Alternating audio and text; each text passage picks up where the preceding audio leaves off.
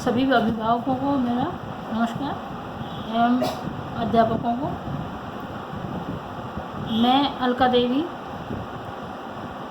राजकीय वरिष्ठ माध्यमिक विद्यालय सोनम में विशेष अध्यापिका हूँ और आज मैं दिव्यांग बच्चों में व्यवहार सुधार पर बात करूँगी आपसे। सामान्यतः व्यवहार सुधार क्या होता है? ऐसा व्यवहार, हमारा ऐसा व्यवहार जिससे किसी को नुकसान ना हो, किसी का अहित ना हो और हमारे अपना पूर्ण सर्वांगीण विकास उससे कहीं बाधित ना हो। ऐसे व्यवहार जिसमें कि बच्चा अपने आप को नुकसान ना पहुंचाए, अपने सहपाठियों को नुकसान ना पहुंचाए।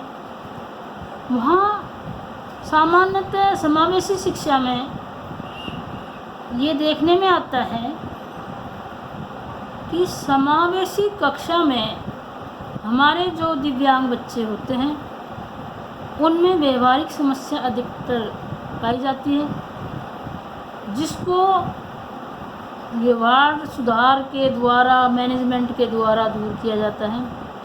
नहीं तो वो स्वयं अपना भी ध्यान नहीं लगा पाता और साथ में जो सहपाठी हैं उनको भी डिस्टर्ब करता है। हमारे कुछ अध्यापकों की भी ये शिकायत रहती है कि जी आपका ये बच्चा जो है ये अन्य विद्यार्थियों को डिस्टर्ब करता है, जिससे उसकी अपनी पढ़ाई तो बाधित होती है, अन्य बच्चों की पढ़ाई भी बाधित होती है।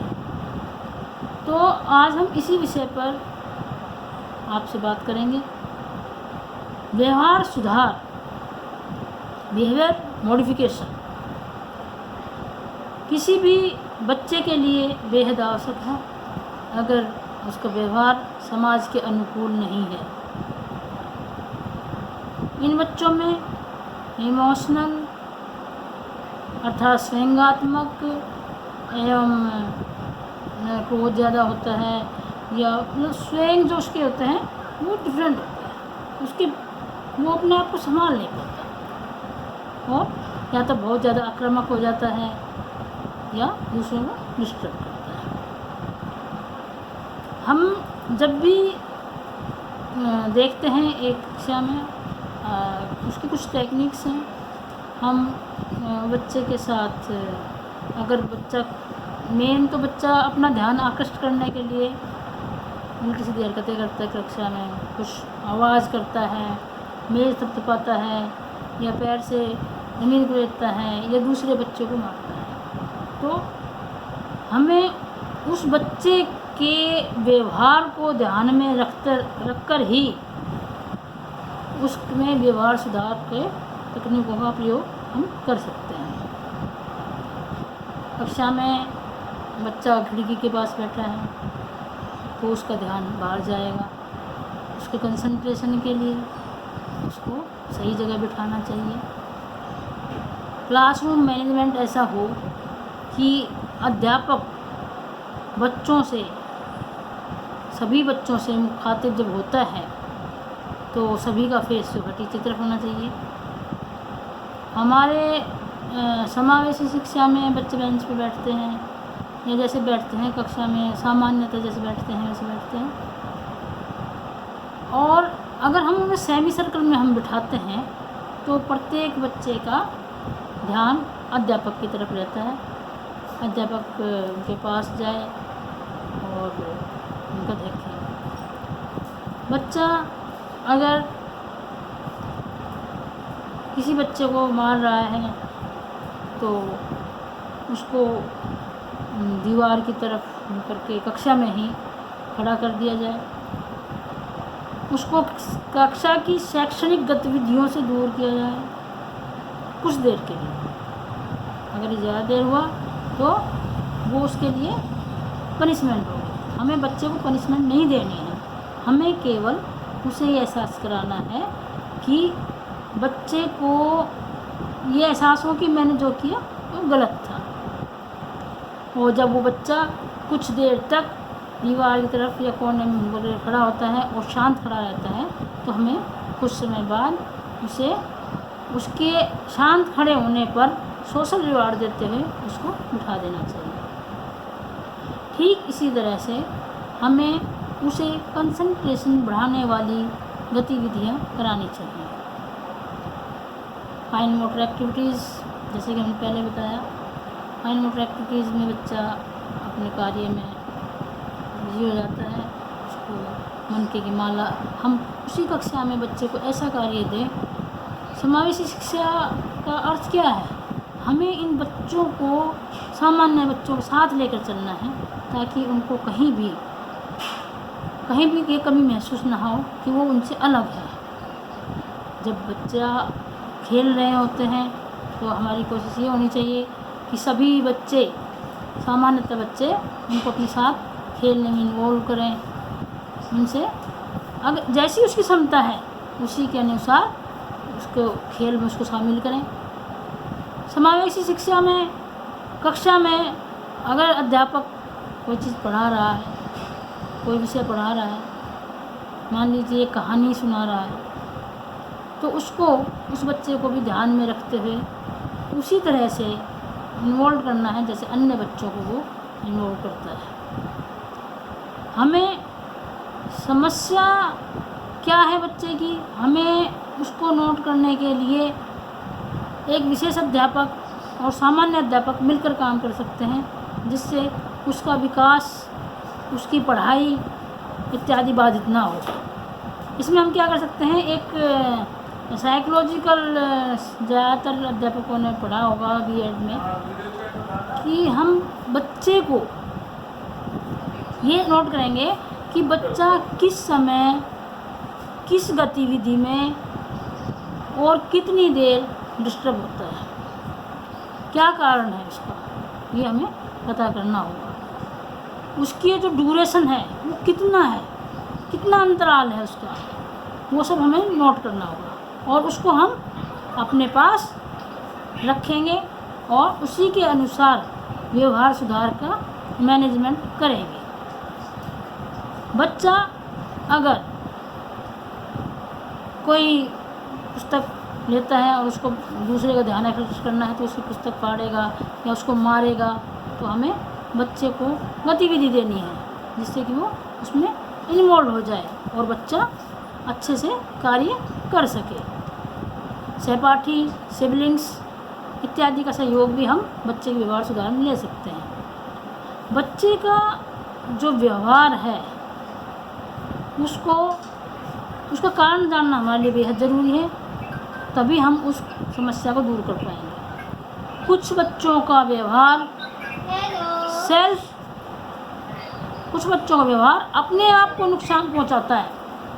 जैसे मेरे पास एक बच्चा था, उसको जब भी इरिटेशंस होता, कुछ गुस्सा आता उसको, तो वो किसी और बच्चे को कुछ नहीं डिस्टर्ब करता था, वो अपने आप को ही काटना शुरू कर देता था। ये बड़ी समस्या वाली बात थी, क्योंकि उससे उसको जख्म हो जाता और वो किसी के मतलब बहुत ज़्यादा इरिटेट हो जाता था। हमने उनके मम्मी पापा जो थे उनसे बात की कि ऐसा क्या कारण हो सकता है कि इरिटेट हो जाता है, और आप मानो वो बच्चा किसी से नहीं लड़ता था। बच्चे को एक दिन कक्षा में पढ़ाते हुए मैंने, एक सॉफ्टवेयर हमारे पास था, हम सभी बच्चों को पढ़ा रहे थे, तो सेंसरी उसके लिए हमने सब बच्चों को हाथ फेरने के लिए कहा, देखो ये खरगोश है ना, हम कहानी सुना रहे थे तो हमने सबको दिया। तो मैंने देखा कि उस बच्चे को जैसे ही वो उसने हाथ लगाया वो डर गया उससे,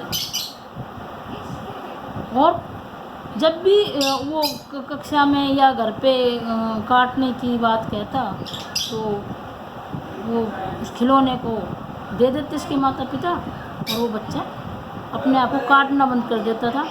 और धीरे धीरे उस बच्चे में ये सुधार आया कि वो बच्चा धीरे धीरे उसने अपने आप को काटना छोड़ दिया। तो उग्र और विनाशक व्यवहार में भी कई व्यवहार होते हैं, ऐसे होते हैं कि बच्चा सामान उठा के फेंकने लगता है, ये सब बच्चे के लिए नुकसानदेह नहीं, घर में भी सभी के लिए परेशानी से बनता है। इसलिए हमें व्यवहार सुधार की बेहद आवश्यकता होती है और बच्चे का व्यवहार सुधार हमारे लिए बहुत महत्व रखता है। उससे वो कक्षा में किसी को डिस्टर्ब भी नहीं करेगा, अपने सहपाठियों के साथ मिलजुल कर भी रहेगा।